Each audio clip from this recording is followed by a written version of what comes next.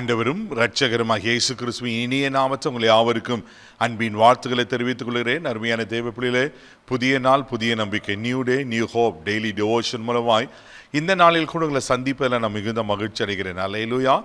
இன்றைக்கு கூட கர்த்தர் நமக்கு கொடுக்கிற வார்த்தை என்ன? ஏசாயா தீர்க்க தரிசன புஸ்தகம் 64 அதிகாரம் 8வது வசனத்தை கூட வாசிக்க கேட்போம். இப்பொழுதும் கர்த்தாவே, நீர் எங்களுடைய பிதா, நாங்கள் களிமண், நீர் எங்களை உருவாக்குகிறவர், நாங்கள் அனைவரும் உமது கரத்தின் கிரியை. நம்மளை உருவாக்குற தேவனாய் இருக்கிறார் அவர். அதனால தான் இங்கே சொல்லப்பட்டிருக்கு, நாங்கள்லாம் எப்படி இருக்கிறோமா? களிமண்ணா இருக்கிறோமா. ஒரு குயவன் என்ன செய்வார்? அந்த களிமண்ணை எல்லாம் ப்ராசஸும் பண்ணி அந்த ராட்டினத்தில் வைத்து அதை சுழற்றி தன் கை வண்ணத்தினால எவ்வளோ அழகான நேர்த்தியாய் அழகான பாண்டங்களை உருவாக்குறார் அல்லவா. சாதாரண களிமண் தான், ஆனால் அவர் கரத்தில் அவர் விரும்புகிற வண்ணமாய் ஒரு கனத்துக்குரிய மகிமைக்குரிய பாத்திரமாய் மாறுகிறது. நீங்கள நானும் மண்ணினால தானே எடுக்கப்பட்டவர்கள். தேவப்பிள்ளையில் ஆதாம ஆண்டவர் எப்படி உருவாக்கினா? மண்ணினால அவன் தனது சாயலப்படி தனது ரூபத்தின்படி மனுஷனை உருவாக்கி அவன் நாசில ஜீவ சுவாசத்தை ஊதினார். அவன் ஜீவாத்மாவானான். ஆதியாகமம் 2:7 வாசிக்கிறோம். ஆமே. அப்போ நம்ம ஆண்டவர் எவ்வளவு அழகாய் உருவாக்கி இருக்கிறார் பாருங்க. அதனால தான் யோபு பக்தன் இப்படியே எழுதுகிறார். யோபின் புஸ்தகம் 10ஆம் அதிகாரம் 8வது வசனம் வாசிக்கும் போது, உம்முடைய கரங்கள் என்னையும் எனக்குரிய எல்லாவற்றையும் உருவாக்கி படைத்திருந்தும் என்னை நிர்மூலமாக்குகிறீர். பாருங்க, உடைய கரங்கள் என்னையும் எனக்குரிய எல்லாவற்றையும் உருவாக்கி படைத்திருந்தோம். தேவ பிள்ளையே, உங்களை உருவாக்கினவர் ஆண்டவர் என்று நான் சொன்னேன். உங்களை உண்டாக்கின ஆண்டவர் உங்க வாழ்நாள் முழுவதுக்கும் அவர் என்ன செய்திருக்கிறாரா? உங்களையும் உங்களுக்கு உண்டான எல்லாவற்றையும் உருவாக்கி வைத்திருக்கிறார். சில நேரத்தில் நம்ம ஒரு டூருக்கு போகும்போது ஏதோ ஒரு காரியங்கள் செய்யும்போது ஒரு பேக்கேஜ்னு சொல்லுவாங்க. அந்த பேக்கேஜுக்குரிய பணத்தை கொடுத்தீங்கன்னா A to Z எல்லாம் என்ன பண்ணாக்கா அதில் இருக்கும். அதுக்கு ஒரு பேக்கேஜ்னு சொல்லுவாங்க இல்லையா. ஆண்டவரும் நல்ல ஒரு பேக்கேஜை தான் உருவாக்கியிருக்காரு நான் நினைக்கிறேன். யோசித்து பாருங்க. உடைய கரங்கள் என்னையும் எனக்கு உண்டான எல்லாவற்றையும்.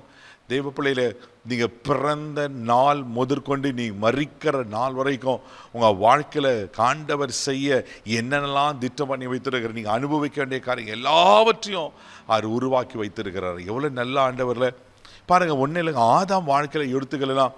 முதல் நாளே ஆதாமை உருவாக்கி இருந்ததுனா ஆதாம் அப்படி ஒரு மாதிரி ஆயிட்டு இருப்பார். ஏன்னா எங்கே பார்த்தாலும் ஈருள், எங்கே பார்த்தாலும் அவாந்திர விலைகள், வெட்டாந்திர எங்கே பார்த்தாலும் ஒழுங்கீனமான காரியங்கள். இதை பார்த்து ஆதாம் சோர்ந்து போயிருப்பார். அதனால தான் ஆண்டவருக்கு தெரியும், ஆதாமுக்கு வேண்டிய சுவாச காற்று, ஆதாமுக்கு வேண்டிய ஒரு நல்ல அட்மாஸ்பியரை உண்டாக்கி முதல் நாள் வெளிச்சத்தை உண்டாக்குறாரு. மரச்செடி புல் பொண்ணுகள் உண்டாக்குறாரு, ஜீவ ஜந்துகள் உண்டாக்குறாரு. எல்லாவற்றையும் 5 நாட்கள் மிக நேர்த்தியாக உருவாக்கி 6வது நாள் ஆதாமை ஏவாளை கர்த்தர் உருவாக்குறத பார்க்குறோம். தெய்வ பிள்ளையில, ஆண்டருக்கு தெரியும் ஆதாமுக்கு என்னெல்லாம் வேணும்னு அறிந்து அவ்வளோ அழகா நேர்த்தியாய் ஆதாமுக்காக ஆண்டவர் செய்வாரன்னா, அப்படியே சாயலால் உருவாக்கப்பட்டிருக்கிற உங்களுக்கும் எனக்கும் கர்த்தர் அப்படியே உண்மையில் வர இருக்கிறார். அல்லேலூயா. ஆமென். நீர் எங்கள் பிதா, நாங்கள் களிமண், நீ தான் எங்களை உருவாக்குற ஆண்டவர். உருவாக்குனதுக்கு தெரியாதா?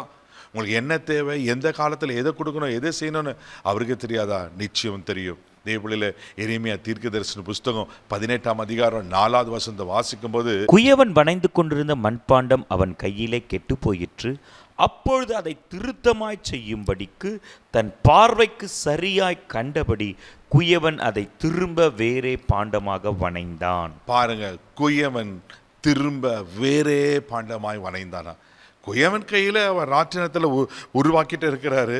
அது சரியாக வரல, உடஞ்சி போயிட்டு அப்படியே தூக்கி போட்டுறதுல அவர் மறுபடியும் திரும்ப வேறே பாண்டமாய் ஆண்டவங்களை உருவாக்கும் போது அழகா நேர்த்தியா மிக சிறப்பாக தான் உருவாக்கி இருக்கிறார். ஆனால் நமக்குள்ள பாவங்கள் வரும்போது தான் நம்ம சில நேரத்தில் அந்த தெய்வ திட்டத்தை மிஸ் பண்ணிடுறோம். ஒருவேளை உங்கள் வாழ்க்கையில் தெய்வ திட்டத்தை மிஸ் பண்ணியிருக்கீங்களா? சோர்ந்து போகாதீங்க. நீங்கள் குயவன் கருத்தில் ஒப்பு கொடுங்க. உங்களை உருவாக்கின ஆண்டவருக்கு தெரியும் உங்களை மறுபடியும் வேறே பாண்டமாய் அழகாய் சிறப்பாய் உங்களை நேர்த்தியாய் உருவாக்கி உங்களை ஆசீர்வதித்து கனப்படுத்த உண்மையில் இருக்கிறார். இதை நம்புங்க தேவ பிள்ளையில, இதை 100க்கு 100 நம்புங்க. ஆண்டவர்களை அப்படியே ஆசீர்வதிப்பார். ஏன்னா அவர்கள் பிதா, அவர் தான் உருவாக்குறவர். அவர் உருவாக்குறதுக்கு தெரியும் எந்தெந்த காலத்தில் எப்படி செய்யணும்னு. நிச்சயமாக செய்து முடிப்பார். கண்களை மூடி நாம் செபிக்கலாம். அன்பு தகப்பனே, உமக்கு நன்றி சொல்லி துதிக்கிறோம், ஸ்தோத்திரிக்கிறோம்ப்பா. யெகோவா ஒசேனு உருவாக்குற தெய்வமே உமக்கு ஸ்தோத்திரம். ஓ, ஒரு குயவன் களிமண்ணினால தன் கையில் கெட்டு போனதை மறுபடியும் வேறே பாண்டமாக எப்படி செய்வாரோ, ஒருவேளை கெட்டு போய் உடைஞ்சு போய் அன்று நம்பிக்கையற்று போய் வாழ்க்கை இழந்து போய் எல்லா சூழ்நிலையும் இருளாய் இருந்திருக்குமாண்ணா, அன்றரே இன்னைக்கு நீங்கள் உருவாக்குற தெய்வன் அவர்களை மறுபடியும் உருவாக்க முடியாது செபிக்கிறோம். இவர்களுக்கென்று அன்றரே என்னையும் எனக்கு உண்டான எல்லாவற்றையும் உருவாக்கி படைத்திருக்கிறேன் என்று நாங்கள் வாசித்தோனமாய் எல்லாவற்றையும் நீங்கள் ஆயத்தமாக இருக்கிறீங்கப்பா. அதை அனுபவிக்க கிருபை செய்யும். இந்த நாள் முழுதும் கரம் பிடித்து நடத்தும் உங்கள் தெய்வீக பாதுகாப்பு ஒப்பு கொடுக்குறேன் இயேசுவின் மூலம் ஜெபக்கலாம் பிதாவே. ஆமென்.